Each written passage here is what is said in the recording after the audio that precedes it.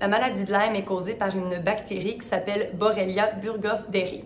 C'est une bactérie qui va être transmise par les tiques, plus particulièrement la tique Ixodes scapularis, qui est la tique du chevreuil. Elle est de plus en plus fréquente au Québec avec les augmentations de température et donc la maladie de Lyme est de plus en plus fréquente. La transmission de la bactérie va se faire de 36 à 72 heures après l'attachement de la tique sur l'animal.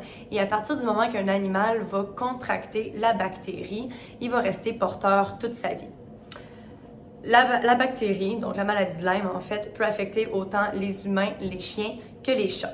Dans le cas des humains, à peu près 95% des gens qui attrapent la maladie de Lyme vont avoir des signes cliniques de cette maladie-là, alors que les chiens, on parle d'un 5 à 15% seulement, et les chats, eux, sont asymptomatiques, donc n'ont pas de conséquences des maladies transmises par les tiques. Il n'y a pas de transmission qui va se faire entre les animaux ou entre les humains et les animaux. Il faut vraiment qu'il y ait une tique qui prenne un repas et qui transmette la bactérie Borrelia burgdorferi pour avoir une maladie de Lyme. Et à partir du moment qu'on va contracter la bactérie, les signes cliniques peuvent prendre de 2 à 5 mois pour se développer. Les signes cliniques de la maladie de Lyme peuvent être assez vagues et assez généraux, ce qui fait que c'est pas toujours évident de mettre le doigt sur le problème tout de suite. On peut avoir de l'abattement, de la fièvre et après ça, selon l'endroit où la bactérie va aller se localiser dans le corps, les signes vont varier. On a une forme qui va surtout s'attaquer aux articulations. Alors là, on peut avoir des boiteries. On a une forme qui va plutôt s'attaquer aux reins. À ce moment-là, on va avoir une augmentation de la soif, une augmentation de la production d'urine, il peut y avoir des vomissements et finalement, de façon plus rare, on peut avoir des formes qui vont atteindre plutôt le cœur et le système nerveux.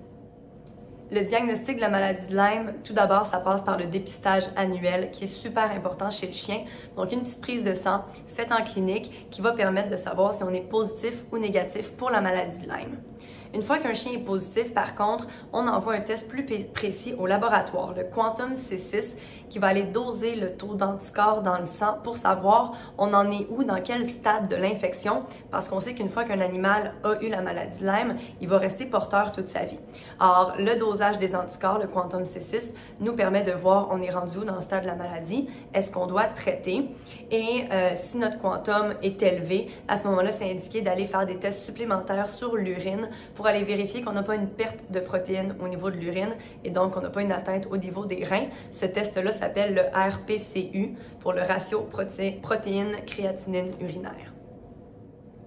Dans le cas d'un animal chez qui on a un SNAP4DX positif pour la maladie de Lyme, qu'on envoie le Quantum C6 au laboratoire et qu'on a un taux d'anticorps significatif et ou qu'on a des signes cliniques de la maladie, le traitement, c'est 1 mois d'antibiotiques, donc une antibiothérapie sur la doxycycline, qui est un antibiotique bien particulier qui va aller cibler la bactérie Borrelia burgdorferi. Évidemment, comme les conséquences de la maladie de Lyme peuvent être assez importantes, on préfère vraiment prévenir plutôt que guérir. Alors, la prévention passe tout d'abord par les antiparasitaires qu'on va donner vraiment du dégel jusqu'au gel, donc à tous les moments de l'année où est-ce que les tiques sont actives, donc il fait en haut de 0. Ce qui fait qu'actuellement, on traite de 10 à carrément 12 mois par année parce que dès qu'il y a un dégel dans le mois, c'est important de donner l'antiparasitaire et de couvrir cette période-là. Une fois que l'antiparasitaire est donné, on peut aller se surprotéger pour de façon encore plus importante, diminuer les risques de contraction de la maladie parce que nos antiparasitaires, qui sont extrêmement efficaces, sont efficaces à 99%. On va aller se surprotéger donc avec le vaccin contre la maladie de Lyme et c'est vraiment la combinaison de la protection antiparasitaire plus le vaccin contre la maladie de Lyme qui va protéger nos animaux au maximum.